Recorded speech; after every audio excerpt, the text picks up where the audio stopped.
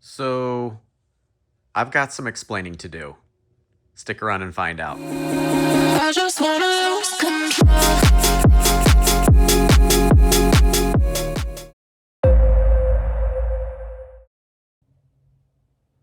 Car's done. 944 Fest is in 2 days, but I was able to get the car completed and put back together about 2 days ago. I was able to fire it up for the first time. I was able to take it for a couple of test drives around the neighborhood yesterday. So far, so good. No leaks. The car runs fantastic. There's one or two maybe small issues that I really don't have to address until after 944 Fest, and I'll go through some of those.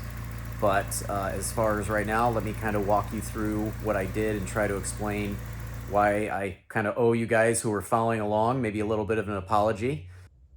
So as you can see, all that's left there is the old engine block.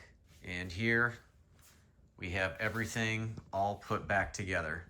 Shortly after I filmed the end of the last video, I had a decision to make. I am very new at making any sort of YouTube videos, and I had no idea how much extra time it took to try to set up the camera and figure out what shots to use, figure out what to say, and what angle to show. On top of, when it's all done, taking the time to edit the videos, upload them onto YouTube, come up with a thumbnail, come up with a description and a title, and do all of that. On top of it, last week, we had a house full of relatives for 7 or 8 days, which really did not leave me a lot of extra time to be able to excuse myself from the entire group and edit videos. So I had basically a choice of either I film all of the process getting this car back together and not make 944 Fest, or put the camera down, bite the bullet, and just work my rear end off for another week and a half and get the car done and ready for 944 Fest. And here you can see what used to be a couple of tables filled with car parts.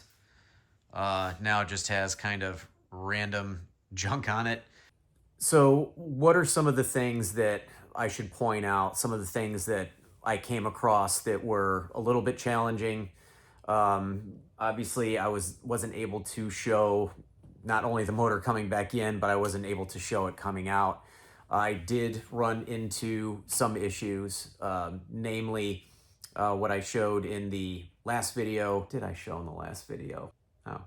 Namely, in the last video, you saw that I was able to go pick up the rebuilt short block from Brent at Adretis down in Charlotte.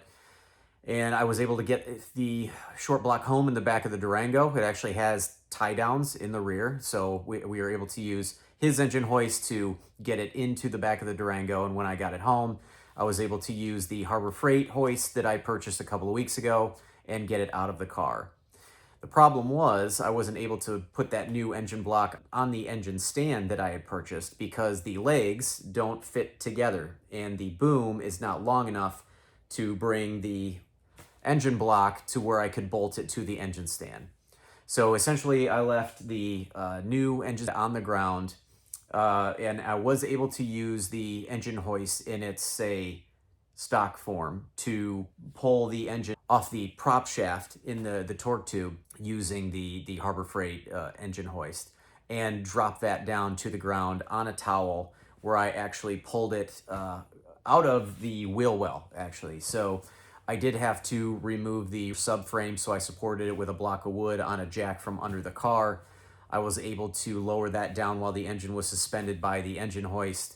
And once I had the subframe, which still had the steering rack attached, up and out of the way, I was then able to lower the engine down onto a towel and drag it out from through the wheel well. And then I drug it back to right next to the new engine block. So that happened just over a week ago on Sunday. So it was basically the day after the last video was filmed. The next day, I attempted to put the new motor into the car. And that's when I ran into my first issue. So basically, the engine hoist from Harbor Freight, the boom is not long enough to hold the motor while I tried to align it and slide it onto the prop shaft and bolt it to the torque tube. It was long enough to be able to help slide the motor off, but to push it on, it was not long enough. So I essentially had to drill a new set of holes in the adjustable boom on the engine hoist to be able to give it the length needed to match up. Where was I? I had to drill a new hole in the expandable boom in order to have enough distance to clear further back into the engine bay and slide the new engine block onto the torque tube through the prop shaft.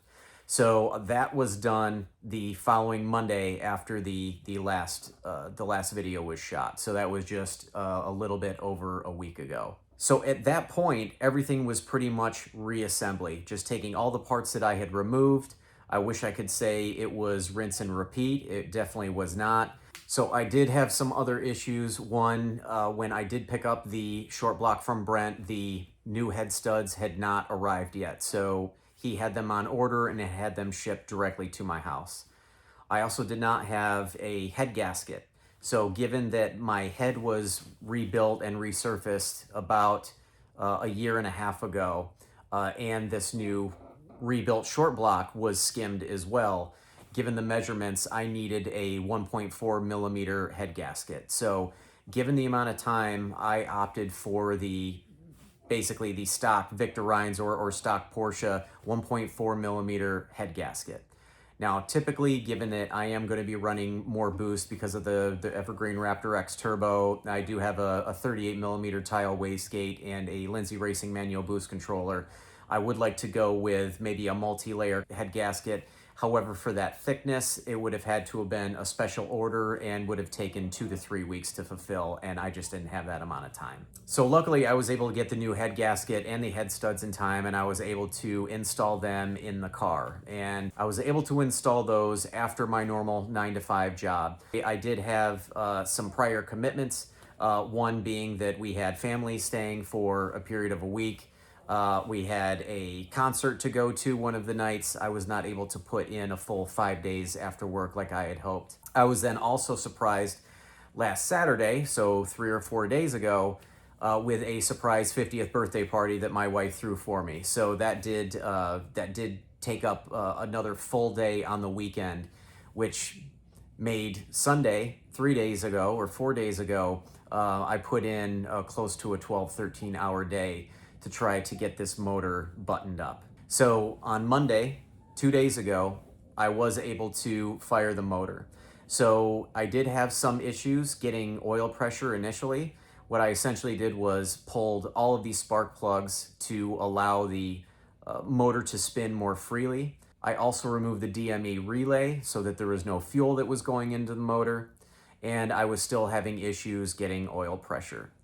So I did find a trick online that somebody tried that seemed to work. They ended up removing the oil filter, and that seemed to remove any sort of vacuum or airlock and allowed the oil to move more freely. Lucky for them, they had a helper that was watching to see if oil was starting to be pumped into the oil filter housing or come out through the oil filter housing. I was by myself, so I was cranking and cranking and cranking, hoping for the best.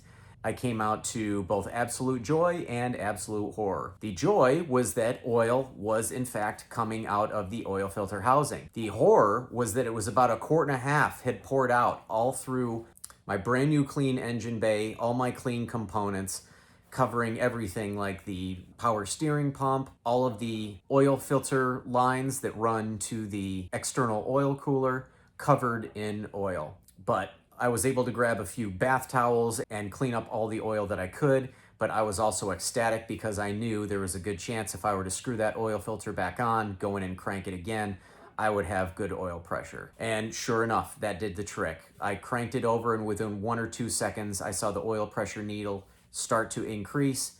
And at that point, I knew it was time to put the spark plugs back in, put the DME relay back in, and give it a fire for the first time. And it went without a hitch. The motor ran more smoothly than it ever has in my ownership. So obviously something had changed for the better, and the motor ran great. Given that it was after dark, I did wait until the next day to take it out for its maiden test drive. And at that point, the only real issue that I'm experiencing now is I am going to need an alignment. So the steering wheel is slightly clocked off a little bit. It does pull down the road fairly straight. If I'm to take my hands off of the steering wheel, it will very slightly veer to the left, but nothing drastic. Unfortunately, I do not have time to get an alignment before I drive it up to 944 Fest, but given that I'm not going to be putting it on the track, it's basically driving it up there a little bit while it's up in there and then driving home. I will get an alignment done as soon as possible following 944 Fest. So this is basically going to be the end of this series, but that doesn't mean it's the end of the content that's going to be on this car. I plan to do a full video on everything about this car, all the modifications that I have done, from performance modifications to cosmetic modifications, audio, etc. But I'm also going to do some other videos on my 2015 Audi RS5. I'll continue to do videos working on my son's 2013 Audi A5, and even some videos on my wife's 2023 Dodge Durango RT, as well as some other videos to show that you do not have to be a professional mechanic to be able to do basic maintenance or even some bigger jobs by yourself. I don't know if this video will get uploaded before 944 Fest, but if not, I hope to see you there. I'm still debating if I'm going to take any videos while I'm there. Quite frankly, there are going to be a few other YouTubers that are a lot more talented than I am, and their videos would probably turn out a lot better. But we'll see. I hope to see you at 944 Fest this weekend. I'm really looking forward to it. I'm ecstatic that I'm going to be able to have my car there. So if you did enjoy this series, even though there was a lot of skip parts in the reassembly of the motor, give me a like and a subscribe, especially if you'd like to see more content of this car in the future. Be sure to hit the bell so you'll be notified of any new videos that come out. So with that, I will catch you on the next one.